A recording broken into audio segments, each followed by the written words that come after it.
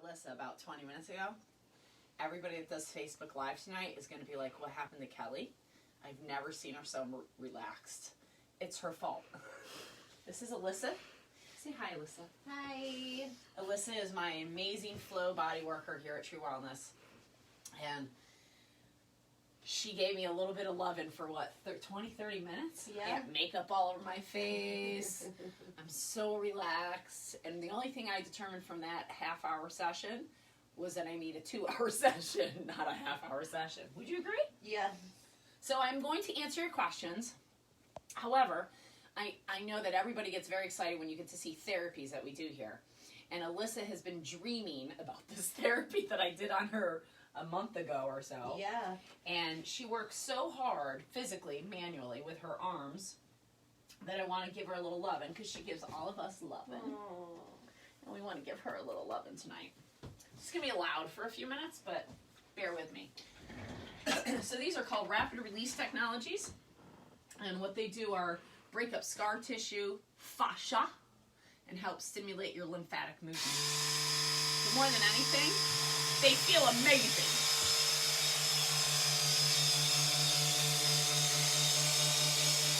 So if you get it really close up, you can see how it's moving her skin.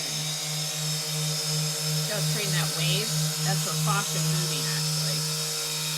A little more stagnant over here.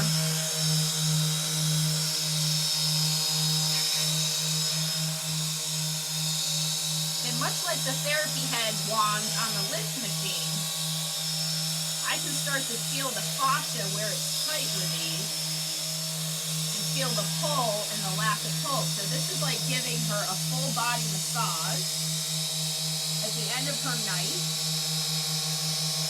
to give her a little love. So while I'm doing this, Brianna's going to read you the questions you all asked, because I left it over there on the table. And I want to make sure that everybody can see the therapy and get your questions asked. And if it's too loud, you guys tell me. All right. First question, alkaline water, healthy or not? Best water to drink? Great question. The best water to drink is live water that's pure. Let me know where you find that and where that is, because it's not very common in the United States. We live in well water, with well water at our home, and we get the water tested. We bathe and shower only in well water, because showering in good pure water is more important than drinking it. I'm going to repeat that. Showering and bathing is more important in regards to the water than the drinking water. So once you have that handled, drinking alkalized water is okay sometimes. You don't want to drink alkalized water too much, because you can be over-alkalizing your body.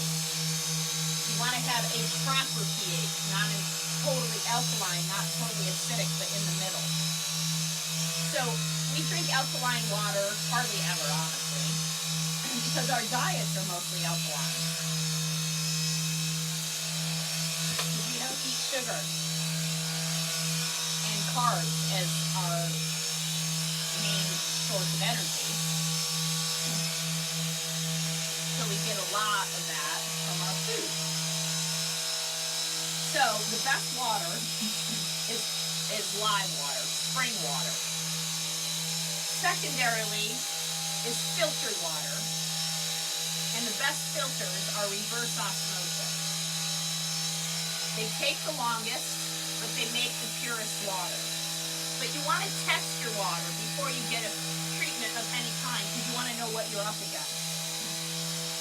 If you're in a municipal area, you're going to have over 7,000 chemicals in your water. You need a filter.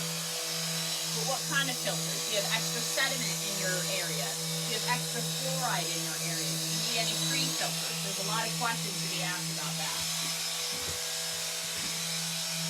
In regards to, what's the other part of the question? Is it healthy or not? Oh, is it healthy or not? Health is not a destination, it's a journey. Sometimes it's really healthy to drink alkalized water, but if I drink alkalized water every day, day in and day out, and that's all I drink, it's going to over-alkalize my body, and that can cause problems too. everything in moderation.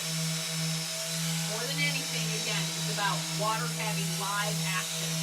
A lot of my colleagues have where they enter water into the fourth stage of water. So they do these specific gyroscopes in water to get water to be active. That's a really good idea. Making water active with minerals is good. And making water active with Himalayan sea salt, a pinch of it is really good. It makes a pinch of sea salt will make a perfect 22% solution of water, which is perfectly hydrating and healthy for the body. And room temperature is the other thing with water. Most people drink cold water. Your body should be around 98 degrees Fahrenheit. Room temperature is about 70. So just when your body takes in the water, it's got to warm it up. If it's cold, like in the refrigerator, it's 35 degrees, it's really got to warm it up before it can be utilized. So for our viewers who are just turning in, can you explain what you're doing to Alyssa? I'm drilling her. What I'm doing to Alyssa is called RRT. It's rapid release technology, and it's to help open up the fascia. It moves your lymph, and it really helps your muscles as well. She's been working her butt off, her arms off, her legs, everything with the bodywork she does. So this is a little bit of a way to break that up and give that back to her. I'm going to let her explain in a minute how it feels, but that's what I'm doing.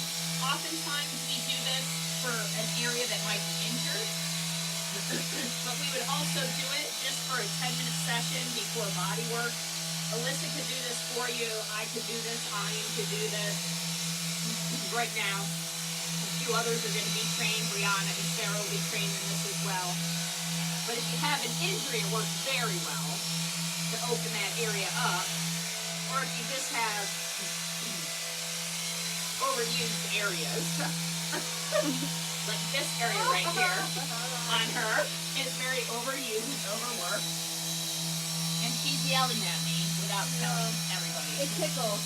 Slaying the dragon. Slower, Kelly. So she knows why I love this tool, because I get to go deep and hard fast.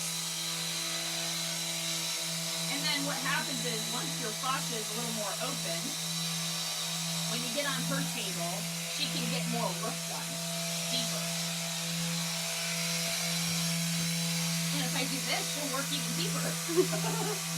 She'll have the capacity to do so.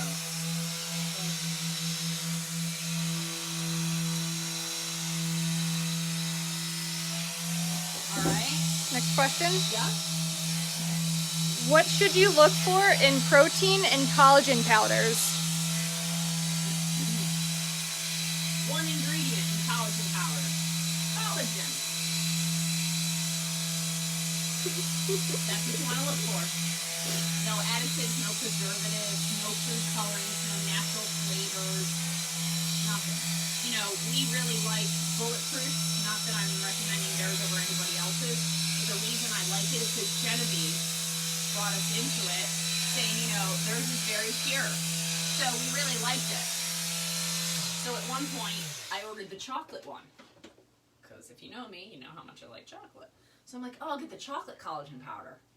I'm not kidding you. There must be 17 ingredients in the chocolate collagen powder. Why isn't it just collagen and cacao? So when I use my collagen powder, I just add my own cacao if I want it to be chocolate. And I'm good. The only ingredient should be collagen. The other thing was what? Protein. Like they're talking about plant-based protein, I presume? I'm assuming so. So it's all about the additives and the preservatives. It's the same question. I like hemp protein and pea proteins. Most people are not sensitive to those two things. I don't like whey protein because whey is cow dairy. Pea protein has the amino acid profile that really helps your body build proteins. It has a lot of amino acids in it. Peas do. So using a pea protein or a non-dairy protein, like Standard Process has a non-dairy protein, which is full of cruciferous vegetables, powdered, freeze-dried and powdered vegetables. Again, the only ingredient is vegetables. The only ingredient in our pea protein, outside of pea protein, is stevia. I'm not a huge fan of stevia, But the unflavored one, I don't know what it is about the unflavored one. It's horrible. So I've tried the unflavored one. I've gotten to the point where I don't like the unflavored one more than I don't like the stevia. So if I add a couple cacao nibs, I'm good, and it undoes the stevia sweetness. But lots of people love stevia, and there's benefits to stevia as well. Before we take the next question, I have a question for this lady. How do you describe RRT? It's intense, but it's so good. Like, you can definitely feel your muscles relax and release. But it's strong. It's a strong vibration. Yeah. Yeah. Some spots are definitely more sensitive or even ticklish. It's not like a painful, intense. It's just a lot of sensation. It's a lot of sensation. And a lot of releasing. Right. Right. And that was 10 minutes. That was a good word. Releasing? No. It's an... Sensation. Right. Yeah. An intense sensation. And after 10 minutes of it, which is approximately what we did, does it feel like you had more than 10 minutes worth of work done on your body? Yeah. That's the best part, right? Yeah. Is that I didn't have to work too hard. She got a lot of relief. And now, if I was to actually do some muscle work with her, I'd be able to go so much get in deeper. And actually get to the muscle. Right. Like I could get into her quadratus lumbar right now. So we'll talk about that when we're done. You just lay there right now until we're done. Okay. I'll do more on you when we're over with. Okay. What's the next question? I'll work on her until we get there. What does healthy look like? Hi. Healthy. That's a great question. Healthy looks like this. I wake up in the morning without an alarm because the sun rose. And it's time to get up with the birds and all the other organisms on the planet. And I wake up and I have good energy. And I'm excited about my day because I woke up and I'm alive. And then I go about my day, and when I'm hungry, first I poop as soon as I get up because my regulation has started, and I poop. And I drink water because I've replenished my body because I dehydrated all night when I slept, which is why I pooped when I got up in the morning. Drink some water, and I start going about my day. And when I'm hungry, I eat. And I have lots of energy throughout my day. I can think clearly. And I feel good. I have no joint pain. I have no body pain. I have no headaches. I have no symptoms other than I'm excited about my life. And I'm ready to move forward. And I go do my life, whatever that is. And I get home whenever I get home. And I start to get hungry and I eat. And I don't have any bloating. I don't have any gas. And I probably have to poop by this point because I've now eaten 2 meals and I have needing to poop a second time. And then I drink my teas or do whatever I do for the rest of my night. I do my movement therapy in there somewhere. I don't call it exercise. I don't like that. Movement therapy isn't really... I do movements.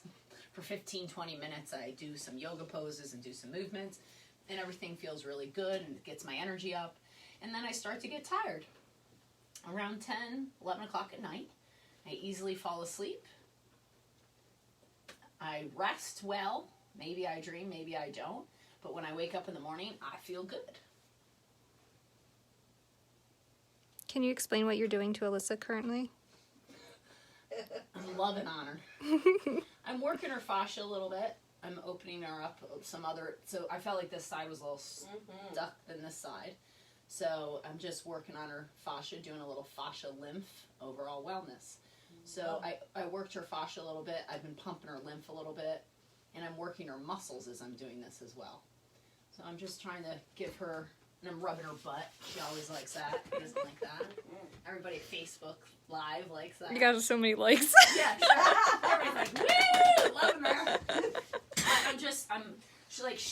She did this move on me tonight, you guys. I was like in heaven.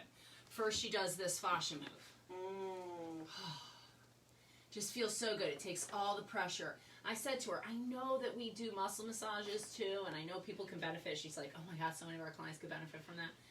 But this feels so good that I don't miss regular muscle massages because for me, fascia is my key.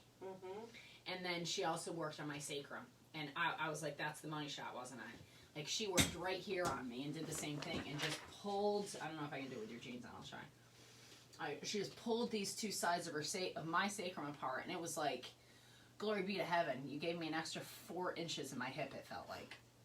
It's just, and a lot of this started for me when I was doing some, Ian and I stayed up on Friday night, all night, to do a celebratory meditation for the darkest night of the year on the 21st. He stayed up all night, I should say. He gets the kudos. Silas woke up at 1:30 in the morning. I had to go put Silas to bed, and I fell asleep putting Silas to bed. But I hadn't sat for that long in a long time, and it brought up a lot of stuff in my body. And then my thumb started to hurt, and I had just put my rib out the day before, and so I knew I needed work. I knew I needed body work. So I asked Alyssa, and she didn't know any of that. But her hands, remember that commercial, the Yellow Pages, your fingers do the walking? Her fingers do the walking. She's walking around, and she's finding out where my stuckness is, and she gets here, and it was amazing. And I was like, oh, that feels so good. And it literally took me down a couple notches. I've been vacillating a little bit high energy, a little too high. Not really centered, not really in my space, not really in me, not really focused in my core, in my root chakra. She brought me to my root chakra. Helped me settle and stay grounded. Because you guys have watched my Facebooks for a while. Have you seen me like this in a while? You have not, because I've been spinning like the top off the mountain. And it's a good lesson. You know, earlier this week, a lot of you've known, I had a death of a good friend 4 weeks ago in 3 days. Not that I'm counting. And a lot has happened at this center since January 1st in many ways, both client-wise and with many other things. And I have felt very much a lot of pressure to keep up with it all. And as I do, I keep going and going. And then Friday when we did the seated and I calmed and I was quiet and still, a lot of stuff started to come to me, and I realized how much self-care I hadn't been giving myself. And it came to a head over the weekend. And then on Tuesday morning, I had one appointment. I went out and I said to Julie, I need you to cancel the rest of my day, or at least cut it in half. Because I can't possibly give the amount of care and energy I need to give to all these clients today because I don't have it in me. I'm burned out and I feel it. I'm frustrated with myself that I hadn't been giving myself the self-care, that I've been giving in to the pressures from my staff, from my client base, from myself, from the world at large, that I feel the pressure to take this message out to the world. So instead of just going and doing, I listened to my own advice and I said, cut all my clients in half as far as their appointments. If they don't need to see me today, push them into tomorrow. I'm going to do self-care. I went into Ian's room. I had a 40-minute appointment with him. God bless his soul, 23 years he's been with me, and he still will do emotional work on me and still be okay with the fact that I cried pretty much the whole time in his office. And it's about our life, and it's not about him personally, it's about my crap, but still, God bless his soul. He does that. I did the massage chair. I couldn't do Prezzo because of something else that was going on. There was somebody else in it. Flow Prezzo, otherwise I would have. Oh, I did a little lymph. I did my own lymph because Alyssa wasn't here. And I did vibration, and I did a sauna. And I breathed. I came in and laid on my table and warmed my kidneys and did some breathing, and I felt so much better. And I was able to accomplish the rest of my day, which started halfway through the day instead of the whole day. And I left here at the appropriate time, and I felt much better, and I was able to give care all day today without feeling stressed and anxious. And when my friend here says I need a little loving at the end of the day, I still have it to give to her and don't feel like I'm giving too much. And she also gave me a little love too, so it was a good trade. All right? So it's just good to move your fascia. It's good to have movement. Are there any other questions? We have one more. Okay. Last question. Reasons not to eat eggs from chickens. Reasons not to eat eggs from chickens, really, given our day earlier, because I'm gonna snort. Ashley, this is just for you, because chickens pop. What? That's such an inside personal joke. A client of ours, we were doing emotional work earlier. She lives in Minnesota. They live on a dairy farm. Mm-hmm. When she was a little girl, she really got involved with chickens with forage groups. She really wanted chickens. So they were caring for all these chickens, and they didn't have the heart to tell what happens when the chickens are done. Mm. So they told her Oh no. that the chickens just pop. So she goes to school, and one day the chickens go to market, and she comes home, and there's nothing but chicken feathers all over the place. And she felt like she missed the pop. But then it's worse. There's one chicken left. She takes the one chicken, and she carries it over to be with the cows, because they have to leave all day. They want the chickens to get fed and have water. And she's carrying the chicken over to the cows, and she says to her father, I hope the chicken doesn't pop on me. Oh, poor girl. That's why you don't lie to your kids. That's right. So I don't lie to your kids. We're saying this all in jest, and we had this conversation with the client and her mom, and it's great. Here's the thing. They didn't want to break their little girl's heart. I get that. No. But this woman, who's now a woman, she knew in her soul that that was not the right story, and it stressed her out. And it was causing stress now with her schoolwork and her self-care and all this other stuff. But I can't believe the chicken question came up tonight, because Brianna and I have been laughing about it all night. I keep having these visions of chickens just popping, exploding. This poor girl thought chickens exploded. It's funny. Oh. So what was the question about eggs and chicken? Yeah, why you Which one came first, the chicken or the egg? Reasons not to eat eggs from chickens. Oh, this is not a good question for me, because Ian constantly gives me a hard time that I'm going to turn into a chicken. There's all sorts of reasons. One, if your blood type doesn't allow you to eat chicken, you shouldn't eat eggs as well. Chicken and eggs are seen in some worlds to be a high allergen. Chickens, I have a lot to say about chickens, but chickens, the temperature of the actual bird when it's alive is so extremely different than human temperature that Dr. Rao had said that it was not proper for us to eat a bird that's that big of a difference in temperature for us, because it makes our blood very acidic regardless of your blood type. He felt like all chickens were bad, and therefore the chicken egg is also bad. We've swung the pendulum not so hard and been in the place of going, if you're not a B blood type, because B blood type should avoid chicken and chicken eggs, and you don't have an allergen to eggs, because eggs do represent the protein in our body that's most similar. So when we take somebody through allergy elimination protocol, we do the egg vial to represent proteins to the body. So if you have a sensitivity to protein, you're going to have a sensitivity probably to eggs. When I started working with Ian, I was a strict vegetarian that didn't eat vegetables, really. I mean, I ate broccoli and carrots my whole life. Those are my favorite vegetables, but that was about it. I was a vegetarian in college eating bagels and pizza and broke. That's why I was eating bagels and pizza. And I didn't eat animal meat for like 10 years. And when I started doing allergy elimination with Ian, he had to take me through eggs. It took 10 visits for me to clear eggs, because I was so sensitive to protein my whole life, because I didn't like protein, animal protein. And then when I started eating when I was introduced to animal protein again through the egg vial, my body couldn't see it.